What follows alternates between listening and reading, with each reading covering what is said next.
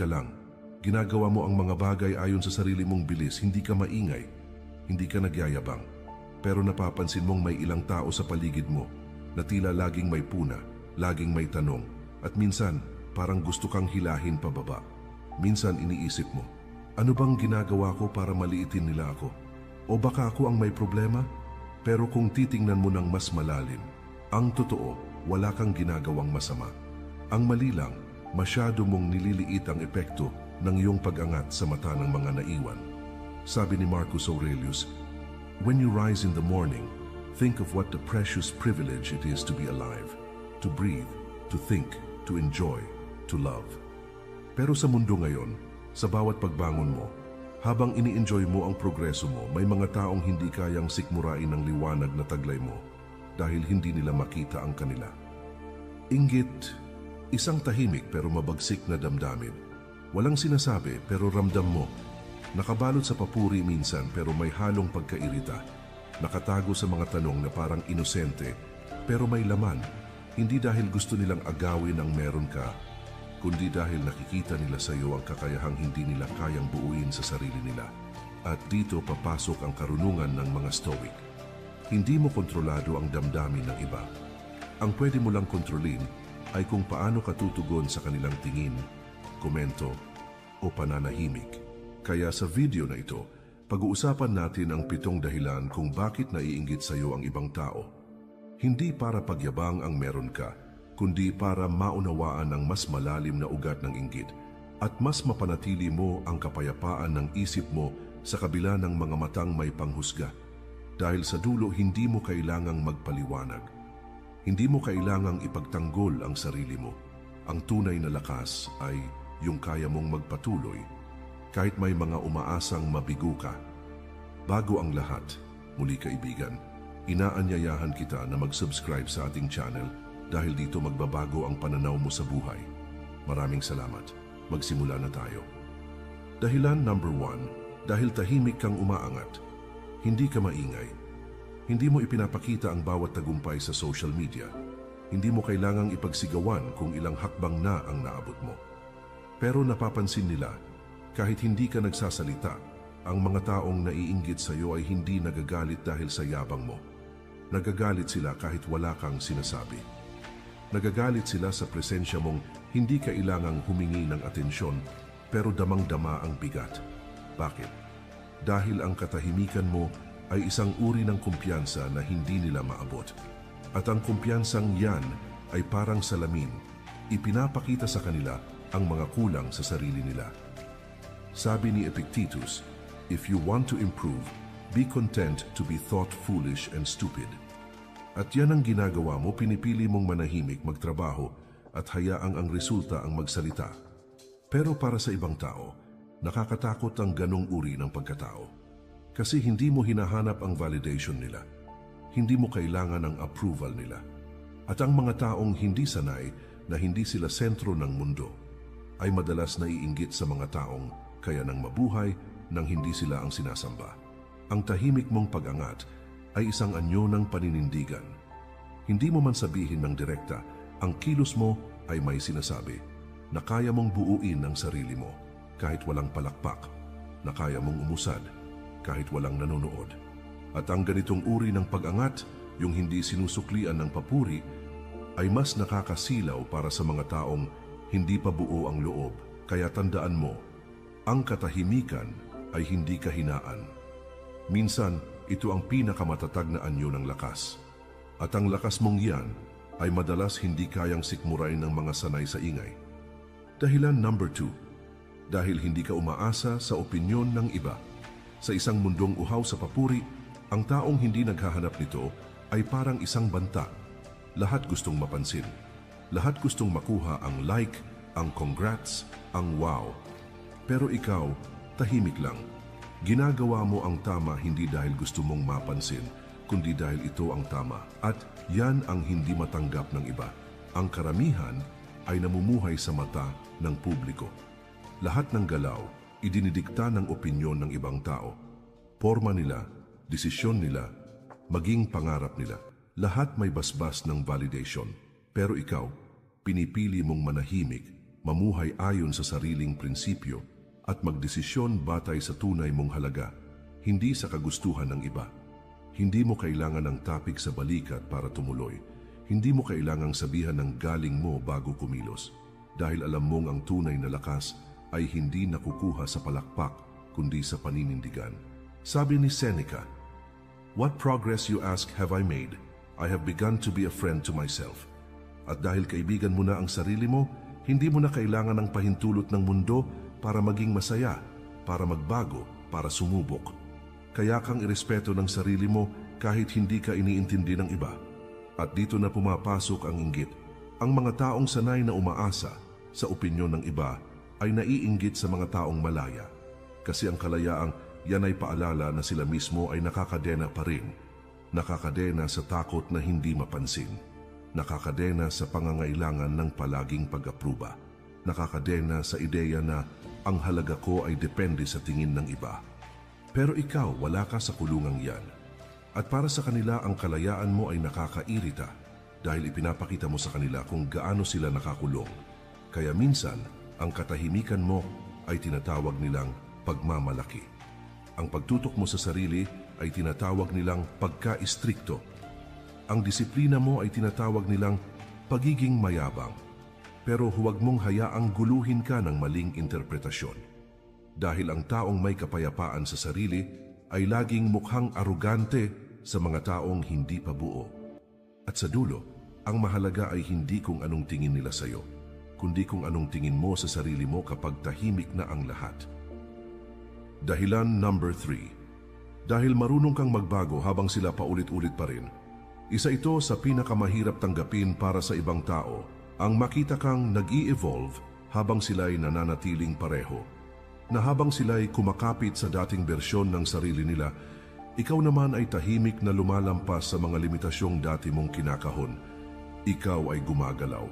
Hindi dahil gusto mong iwan sila, kundi dahil pinili mong yakapin ang pagbabago, kahit masakit, kahit mag-isa. At iyan, ang hindi lahat kayang gawin. Ang pagbabago ay hindi glamoroso. Walang palakpak sa gabi-gabing pag-aalinlangan. Walang kamera sa likod ng mga tanong mo sa sarili mo kung tama pa ba ang landas na tinatahak mo.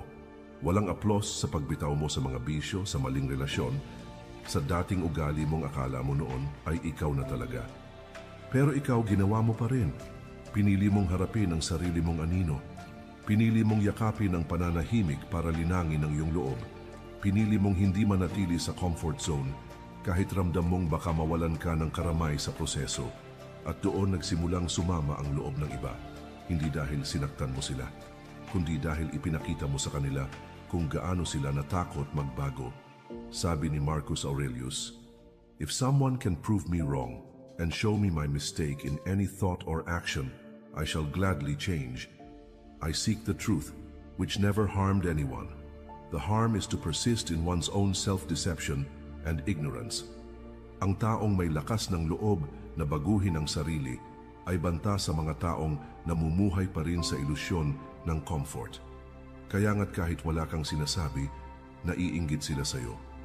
Dahil ang presensya mo ay paalala na pwede pala, na kaya palang umiwas sa gulo, na kaya palang baguhin ang mindset, na kaya palang lumayo sa mga taong walang ambag kundi pabigat. Ang inggit nila ay hindi galit sa kung ano ka ngayon.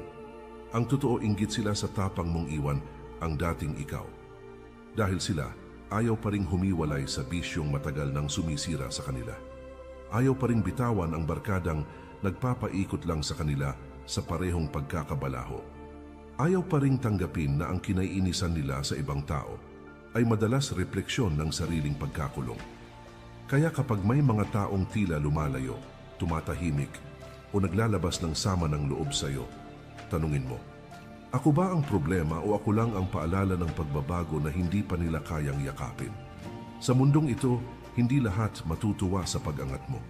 Lalo na yung mga piniling hindi umalis sa lupa kahit bukas na ang langit para sa kanila. At sa ganitong mga sandali, doon mo mas maiintindihan. Ang tunay na pag-unlad ay hindi palaging masaya. Madalas, ito'y nagbubunyag ng katotohanang ayaw marinig ng iba. Pero kahit masakit, huwag kang titigil. Dahil ang pagbabago mo ay hindi para saktan sila. Ito'y para mailigtas ang sarili mo mula sa sarili mong pagkakatali. Dahilan number 4, dahil hindi ka takot mapag-isa. Sa mundong takot na takot sa katahimikan, ang taong marunong mapag-isa ay parang kakaibang nilalang. Parang may alam na hindi alam ng karamihan. At dahil hindi nila maintindihan ang kapayapaan mong wala sa piling ng iba, naiinggit sila sa iyo. Marami ang nagtatago sa ingay ng paligid, sa maingay na barkada, sa paulit-ulit na relasyon, sa walang tigil na pag-scroll, sa pakikipagkwentuhan na walang saysay. Hindi dahil masaya sila, kundi dahil ayaw nilang harapin ang sarili nila. Dahil kapag tahimik na, doon nila maririnig ang mga tanong na matagal na nilang iniiwasan. Pero ikaw, pinili mong tahimik. Pinili mong kumawala sa mga gulong walang patutunguhan. Pinili mong lumayo sa mga tao kahit alam mong masakit dahil alam mong hindi na sila tumutulong sa paglago mo. At iyan ang hindi nila maintindihan. Sabi ni Seneca, "He who is afraid to be alone is afraid of being honest with himself." Kaya habang ikaw ay natututo sa bawat gabi ng katahimikan, habang iniintindi mo ang sarili mong emosyon, habang dinadala mo ang bigat ng mga tanong ng walang kinakausap, marami ang nagtataka. Bakit kaya niya nagagawa yan? Hindi ba siya nalulungkot? Oo, nalulungkot ka. Pero hindi ka natatakot dahil alam mong ang paglago ay laging dumarating sa panahong tahimik ang paligid.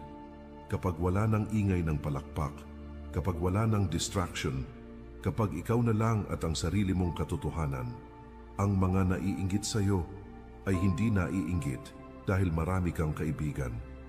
Naiinggit sila dahil kaya mong mabuhay kahit wala silang lahat, at ang ganitong uri ng lakas, ang kakayahang maging buo kahit mag-isa, ay tila bang paninindigang hindi nila matagpuan sa sarili nila.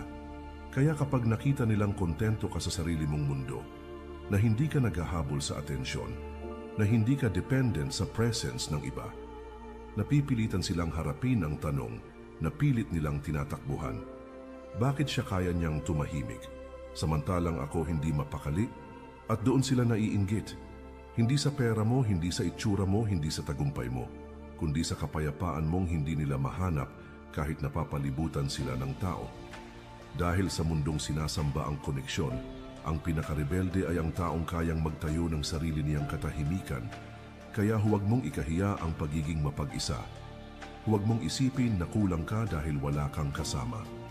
Dahil ang taong marunong mapag-isa ay ang taong hindi madaling masira.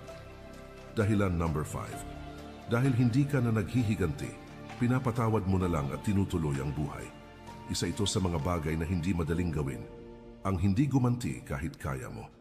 Ang manahimik kahit kaya mong sumagot. Ang patawarin kahit hindi sila humingi ng tawad. At higit sa lahat, ang ipagpatuloy ang buhay mo kahit hindi nila nakita ang bigat ng sakit na iniwan nila sa iyo.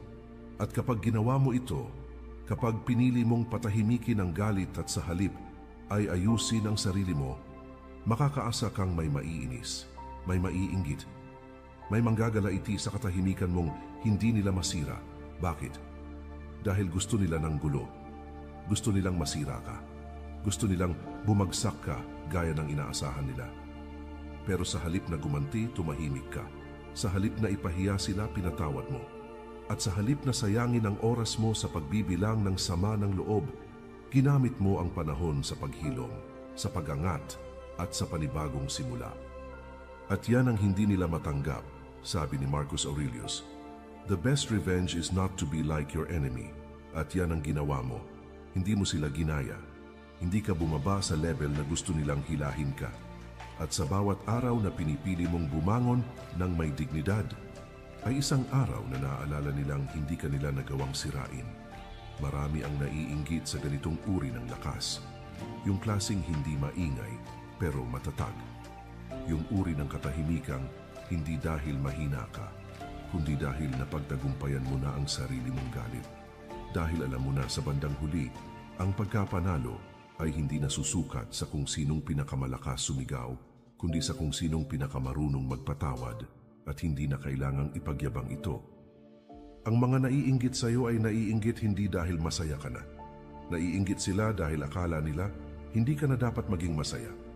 Dahil sa pananaw nila, masyado mong madaling nakalimutan, masyado mong mabilis na nakabangon. At habang sila'y natitiis sa lason ng sariling galit, ikaw na may tahimik na namumuhay sa kalayaang sarili mong pinili. Kaya tandaan mo, kapag pinatawad mo ang isang tao, hindi ibig sabihin wala kang sakit. Ang ibig sabihin lang, mas pinili mong hindi manatili sa lugar kung saan sila naiwan. At ang kakayahang yan, ang kakayahang magpatawad ng walang paghihiganti ay isang uri ng katahimikan na kinaiinggitan ng mga taong punong-puno pa rin ng galit sa puso. Dahilan number 6, dahil hindi mo na kailangan ng kompetisyon, panatag ka na sa sarili mo. Sa mundong lahat gustong mauna, gustong manguna, gustong mapagkamalang pinakamagaling. Ang taong hindi na nakikipag-unahan ay isang misteryo. Tahimik kang gumagalaw. Walang yabang, walang flex, and walang mas magaling ako diyan na energy. Pero sa bawat kilos mo, halatang buo ka na. At iyan ang nakakagambala sa iba. Dahil sa totoo lang, karamihan ng tao ay hindi talaga gustong manalo. Gusto lang nilang may matalo. Gusto lang nilang may mapagkumparahan para maramdamang mas mataas sila. Gusto nilang patunayan sa iba ang halaga nila. Dahil sa loob-loob nila, hindi pa nila ito nararamdaman sa sarili nila.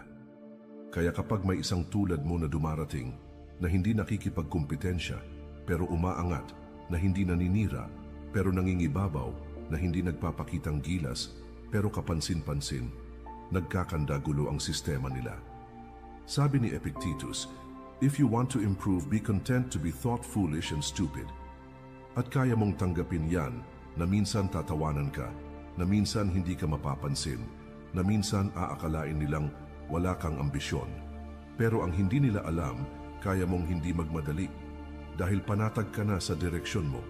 Hindi ka na driven ng inggit, ng pride, o ng validation. Ang nagpapaandar sa iyo ngayon ay disiplina, purpose, at katahimikan. At doon sila naiinggit. Hindi sa tagumpay mo, kundi sa peace of mind mong hindi nila mabili. Naiinggit sila dahil habang sila'y abalang-abala sa pagpapatunay ng sarili nila, ikaw ay abala sa pagpapaunlad ng sarili mo. Walang ingay, walang gulo. Nakakabingi sa kanila ang katahimikan mo. Nakakainis sa kanila ang kawalan mo ng pakialam sa kompetisyon dahil habang sila'y abala sa paghila ng iba pababa, ikaw ay abala sa pag-akyat, kahit mag-isa. Tandaan mo, ang taong may tunay na tiwala sa sarili ay hindi kailangang manalo sa palakasan, hindi kailangang mangibabaw sa usapan, hindi kailangang ipamukha kung anong meron siya. Dahil sapat na ang katahimikan niya para ipaalam, buo siya kahit walang nakakakita. At sa mundong puno ng ingay at kompetisyon, ang ganitong klase ng katauhan ay tila isang hamon, isang salamin na nagpapakita kung gaano pakaliit ang tingin ng iba sa sarili nila. Kaya kapag nararamdaman mong may naiinggit sa'yo, kahit wala ka namang ginagawa, malamang ay dahil wala kang intensyon mangibabaw. Pero ikaw pa rin ang lumilitaw, at sa totoo lang, walang mas nakakainis sa taong hindi mo matalo, kasi hindi naman siya nakikipaglaban. Dahilan number 7, dahil natagpuan mo na ang layunin mo, at hindi na ikaw ang lumang ikaw. Ito na ang dahilan na hindi masabi ng marami, pero damang-dama sa bawat tingin, kilos, at katahimikan nila sa paligid mo. Tahimik kang pinagmamasdan, tahimik kang kinaiinggitan, hindi dahil sa kung anong meron ka, kundi dahil sa kung sino ka na ngayon. Nakita nila kung saan ka nagsimula. Kasama ka nilang naligaw, nagkamali, tumawa, lumuha. Nakita nila ang mga araw na bagsak ka, ang mga gabing puno ng tanong ang mata mo, ang mga panahong kahit sarili mo, hindi mo na maintindihan. At ngayon, tahimik kang tumindig. Tahimik kang binuo ang sarili mo. At higit sa lahat, natagpuan mo na ang layunin mo. Hindi mo man ito ipinagsisigawan, ramdam sa bawat hakbang mo na may direksyon ka na. May dahilan ka na kung bakit ka bumabangon.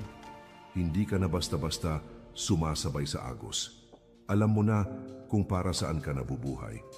At ang ganitong klase ng kalinawan ay isang uri ng kapangyarihang hindi lahat handang makita sa isang taong dati nilang ka-level. Kasi ang tagumpay mo ngayon ay hindi na aksidente, hindi na tsamba. Ito ay bunga ng intensyon, disiplina, at paninindigan. At kapag may taong ganyan, nagiging paalala ito sa iba kung gaano pa sila kalayo. Nagiging salamin ito ng lahat ng hindi pa nila kayang harapin sa sarili nila. Sabi ni Marcus Aurelius, "Stop drifting. You've wandered enough. Wake up. Show yourself. You're not a child anymore." At yan ang ginawa mo. Nagising ka. Hindi na ikaw ang taong palaging naghihintay ng direksyon mula sa iba. Hindi na ikaw ang madaling hilahin ng opinyon ng mundo. Ngayon, ikaw na ang gumagawa ng sarili mong landas. Kaya't kahit hindi nila aminin, may kirot sa loob nila sa tuwing nakikita kang kontento, malinaw at buo. Dahil alam nila, ikaw, natagpuan mo na ang sarili mo. At sila, nasa gulo pa rin ng pagkakaila, ng pagpapanggap, ng pakikisabay. Kaya minsan, ang inggit ay hindi mukhang galit. Minsan mukha itong tahimik na paglayo, mukha itong biro na may sundot, mukha itong, "Uy, nagbago ka na," na may halong panunumbad. Pero ang totoo, hindi ka lang nagbago. Lumaya ka. At ang kalayaan mo, ang linaw ng direksyon mo, ang katahimikang taglay ng isang taong buo na, ay bagay na hindi nila matanggap dahil ito'y paalala ng lahat ng takot pa rin nilang harapin. Kaya kapag tinanong ka, bakit kaya parang naiinggit sila sa akin, wala naman akong ginagawang masama. Ito lang ang sagot. Kasi ikaw na ang naging taong akala nila sila ang mauuna. Kapatid, kung umabot ka sa dulo ng video na ito, marahil isa ka sa iilan na hindi takot harapin ang katotohanan na hindi lahat ng katahimikan ay kapayapaan at hindi lahat ng pagngiti sa harap mo ay tapat. Ang inggit ay hindi palaging sigaw. Minsan, ito'y bulong, tahimik, mapanlinlang. At kung hindi ka matatag sa sarili mo, madali kang madadala ng mga tinging may halong pagdududa. Pero ngayon, alam mo na, hindi ikaw ang problema. Ikaw ang paalala ng kung anong posible. Ikaw ang ebidensya na ang katahimikan ay hindi kahinaan, kundi lakas na bihirang maabot ng ingay. Kaya huwag mong hayaang patayin ng inggit ng iba ang apoy sa loob mo. Panatilihin mong buo ang tiwala mo sa sarili. Ipagpatuloy mo ang landas mo kahit hindi ito maintindihan ng iba. At kung naramdaman mong tumama sa iyo ang mensaheng ito, huwag mong hayaang dito na lang ito magtapos. Mag-subscribe ka ngayon, hindi lang para sa susunod na video, kundi bilang paninindigan na pipiliin mong lumago kahit sa mundong madalas ay gustong hilahin ka paatras. Dahil sa dulo, ang stoic ay hindi lang yung tahimik. Ang tunay na stoic ay yung kahit na naiinggit sa kanya ang mundo, ay marunong pa ring manahimik, magpatawad at magpatuloy.